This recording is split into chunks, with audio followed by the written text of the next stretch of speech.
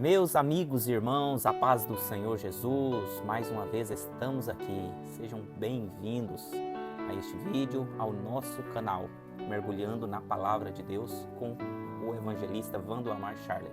E hoje estamos aqui para falar de uma lição espetacular, uma lição que eu amo muito, uma vida de um apóstolo que me inspira. E esse apóstolo é Pedro. Eu amo falar das lições que Pedro nos traz, tanto nos erros quanto nos acertos. Então eu te convido a ficar comigo até o final. Vai ser uma lição objetiva para que possamos aprender no menor tempo possível aquilo que Deus colocou em meu coração. E eu, de antemão, já quero te convidar para dar aquele like, nos ajudar a compartilhar este vídeo também e se inscrever em nosso canal. Você fazendo assim esses 3 passos nos ajuda a compartilhar, a alcançar mais pessoas para que possa receber esta palavra da parte do Senhor. Então eu conto com vocês.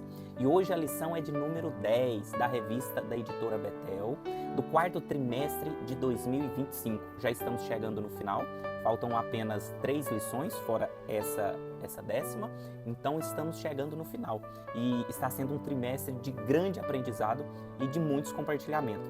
Do meu coração, da vontade de Deus, para o coração de vocês. Glória a Deus por isso. Vamos iniciar?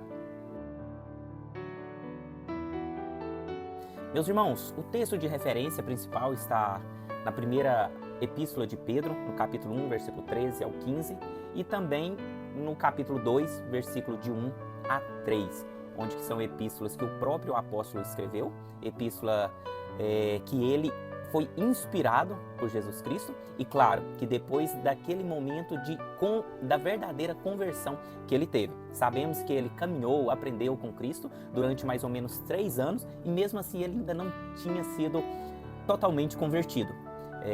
Nós sabemos que depois da morte de Cristo, Jesus apareceu para ele, para os outros discípulos, e fez 3 perguntas que foi a divisão, para o ministério de Pedro, onde que Cristo pergunta por 3 vezes: Pedro, tu me amas?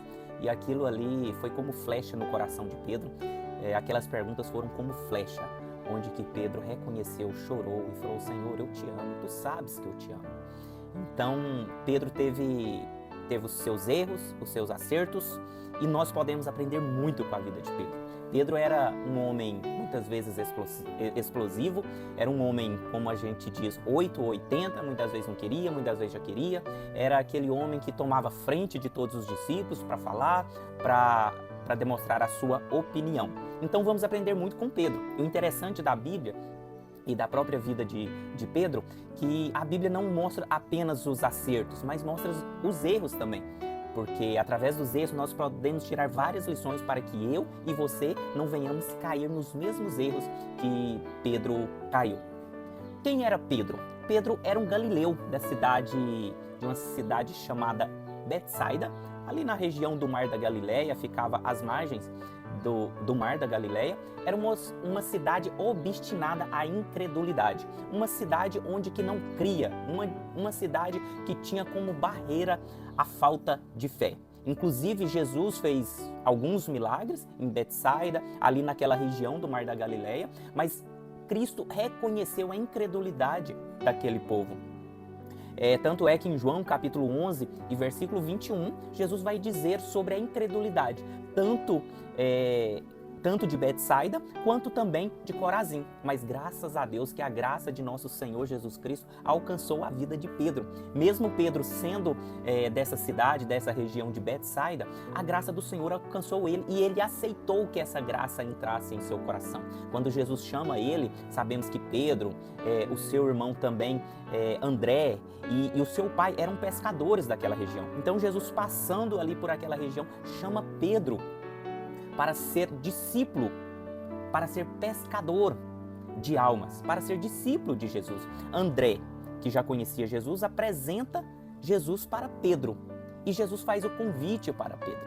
Então sabemos que era uma região ali onde que a pescaria predominava, na região ali do Mar da Galileia, onde que várias pessoas tinham falta de conhecimento nas escritas daquela época, Pedro era considerado como um indouto, como uma pessoa que tinha poucos estudos, mas o Senhor transformou a sua vida. É maravilhoso sabermos disso, né, meus amigos? Que Cristo, quando chama alguém e esse alguém abre o seu coração para o propósito, para a vontade de Jesus, ele é transformado. Nós vemos o discurso dele em Atos dos Apóstolos. Pedro, discursando em Atos dos Apóstolos, demonstra que aparentemente era uma pessoa culta, uma pessoa letrada. Mas sabemos que tudo isso aconteceu após a sua transformação, o seu encontro com Cristo Jesus. Então sabemos que Deus pode pegar aquela pessoa que não tem estudos e usar ela grandemente. Saiba, meu amigo, se você muitas vezes está com a cabeça baixa, está de maneira triste, de maneira que desiludida, saiba que Jesus pode transformar a sua vida. Ande com Ele. Se for 2 anos, 3 anos, assim como Pedro, mas deixe a graça dele, deixe o poder de Cristo Jesus entrar no seu coração e fazer como Ele quiser na sua vida. Ele tem sempre o melhor para mim e para você. Saiba disso, não esqueça disso.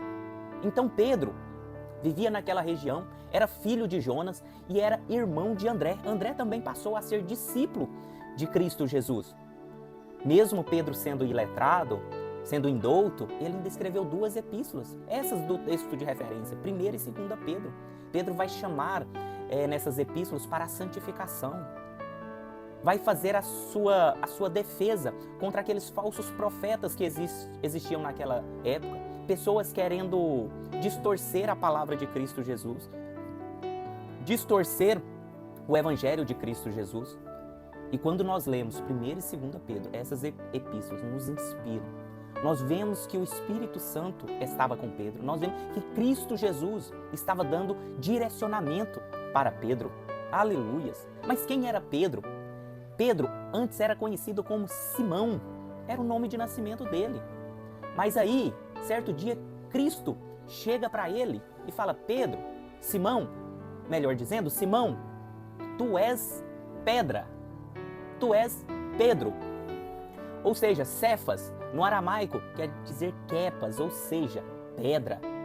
Já o Pedro vem de Petros, que vem do grego. Então, Pedro vivia ali entre os gregos, entre os gentios, entre os judeus. E aí nós podemos entender o que Cristo fala para ele.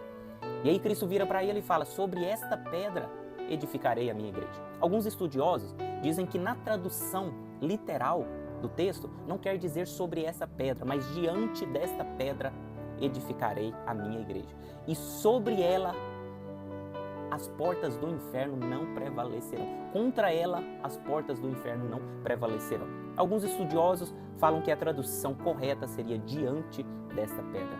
E Pedro, aqui Cristo está dizendo, mesmo que Pedro ainda não tinha sido totalmente convertido, transformado, mesmo que Pedro ainda tinha aqueles repentinos dele, uma hora estava 8, outra hora estava 80.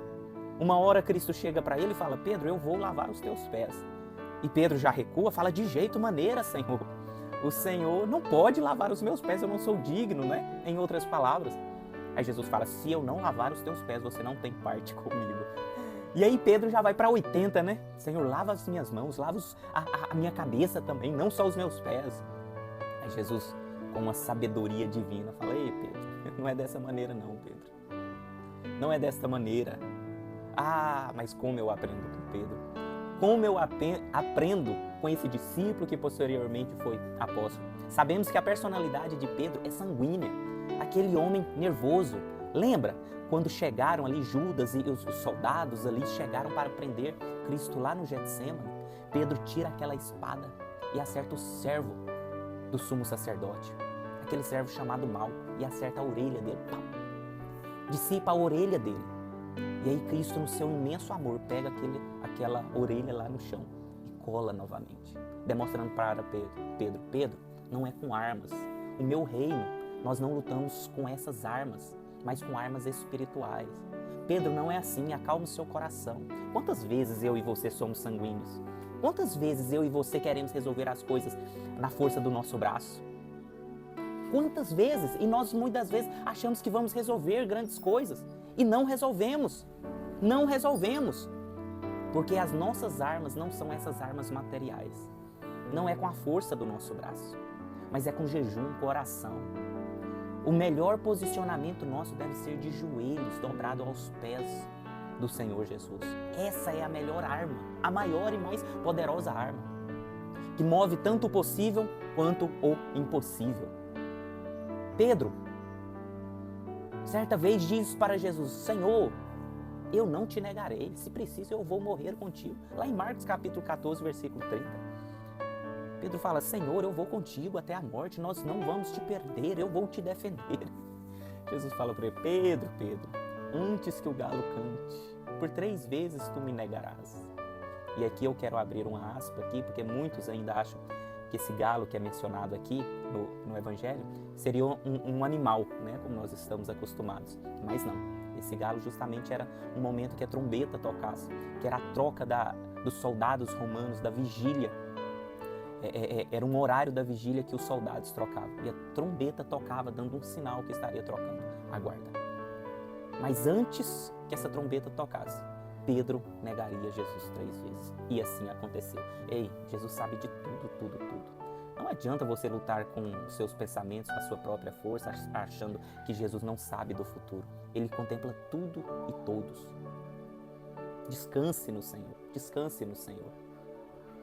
Pedro era aquele tipo de homem que ele era o primeiro a falar. Era aquele que queria estar na frente. Quando Jesus pergunta assim: o que dizem os homens, as pessoas aí que eu sou? Alguns discípulos falam: alguns acham que tu és Elias, um profeta. Aí Jesus vira e fala para os seus discípulos, pergunta para os seus discípulos: mas vós, quem dizeis que eu sou? Aí Pedro já toma a dianteira e fala: Senhor, tu és o Cristo. Tu és aquele que era para vir e veio. Aí Jesus elogia Pedro, fala: Pedro, tu recebeste uma revelação do Pai. Não foi por palavras humanas, uma que Pedro era iletrado, mas veio uma revelação do Pai.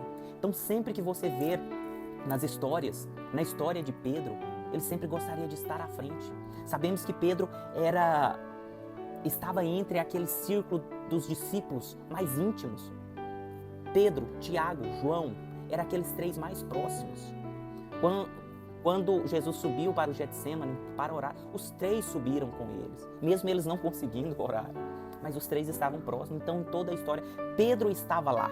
Pedro era aquele que gostaria de estar à frente. E Pedro reconhecia os seus erros.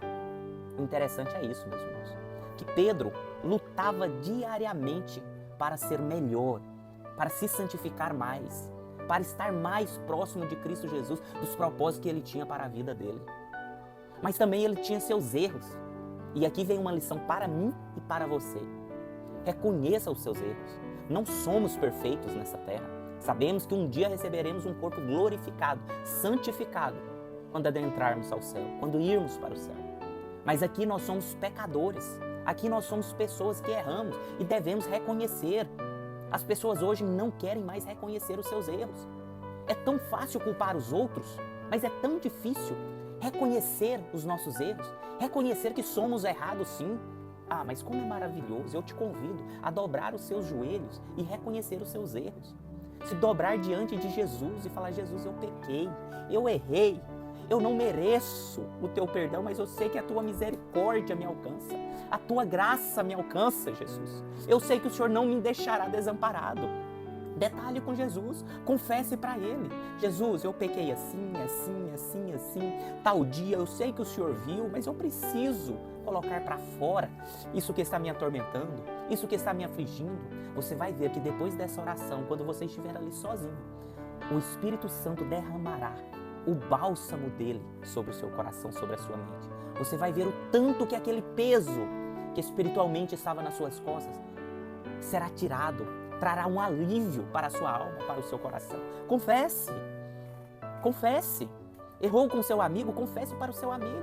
Meu amigo, eu fiz o cálculo errado.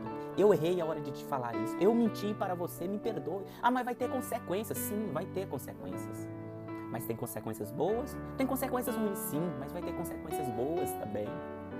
Mas eu vou perder um negócio, eu vou perder um contrato. Não tem problema, melhor você ter a paz no seu coração. E lá na frente Jesus te recompensar. Quem sabe espiritualmente, quem sabe não espiritualmente, quem sabe financeiramente. sentimentalmente, familiar. Ei, descanse no Senhor. Confesse, coloque para fora. Deixe Deus mover o seu coração, a sua mente. Deixe Ele mover os seus pensamentos. Deixe Ele fazer da vontade dEle. E aí, meus irmãos, eu quero falar sobre João capítulo 21, versículo 3. Esse texto me chama muita atenção, porque depois que Jesus tinha morrido, Pedro estava reunido ali com alguns discípulos e desiludidos com a morte de Cristo. Aquele líder havia sido morto, crucificado, e Pedro então resolve ir pescar. Ele resolve voltar às origens. Eu e você queremos voltar a algumas origens que Jesus já nos tirou de lá. Eu e você queremos voltar ao pecado que Jesus já nos perdoou, já nos tirou daquele lamaçal. Pedro quer voltar à pescaria de peixe.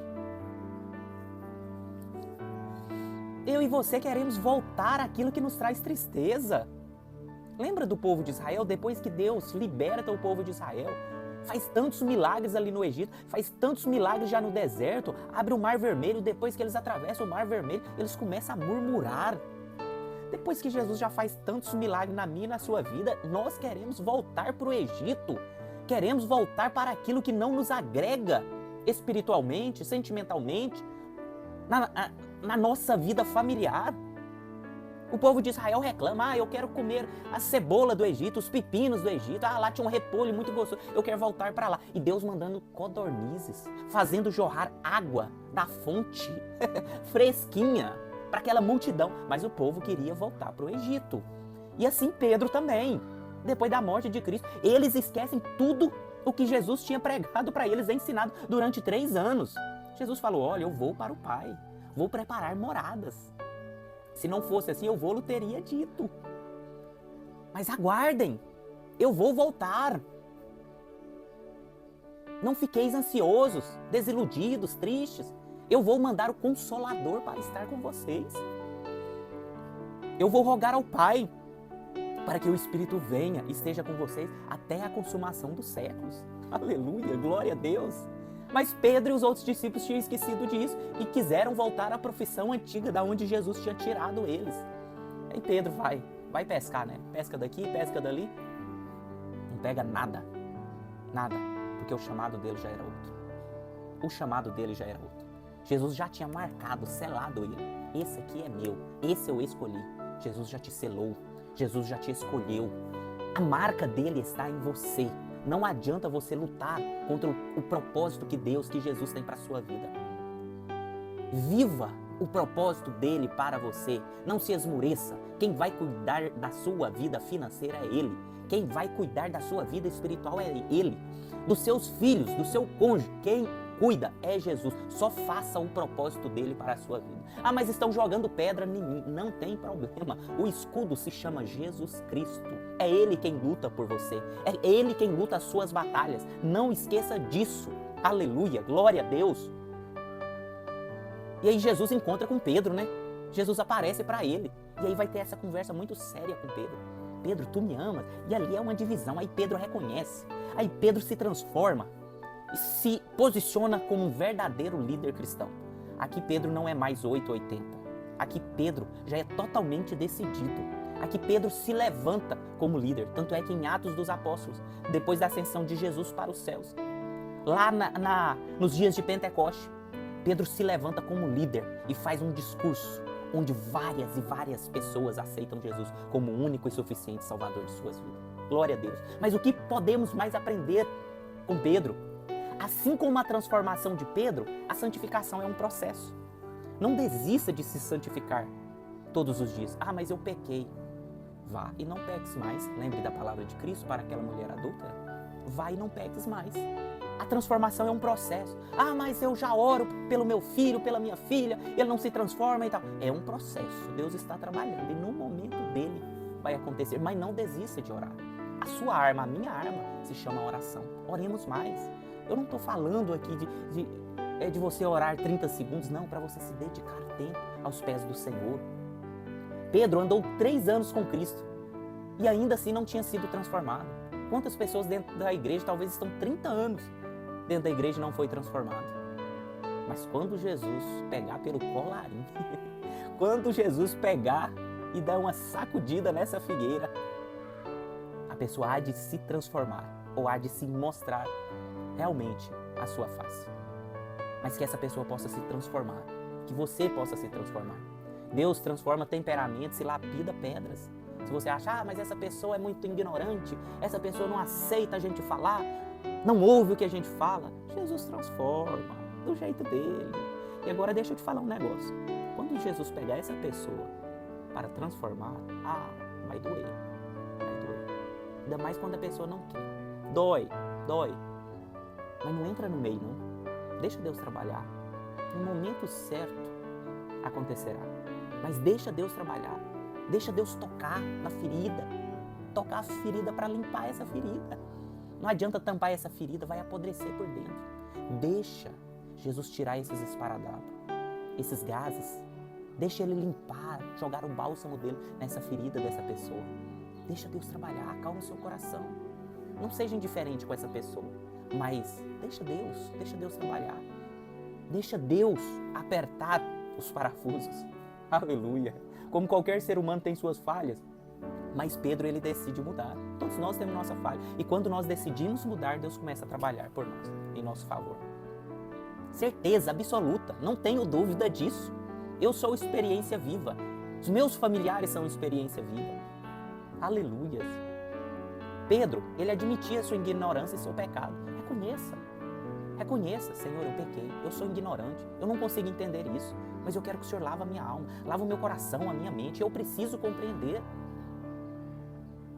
Pedro, ele é foi um dos maiores apóstolos, mas é um dos maiores apóstolos que nós aprendemos nesta lição. Vamos falar ainda sobre Paulo também, que eu admiro muito a vida de Paulo.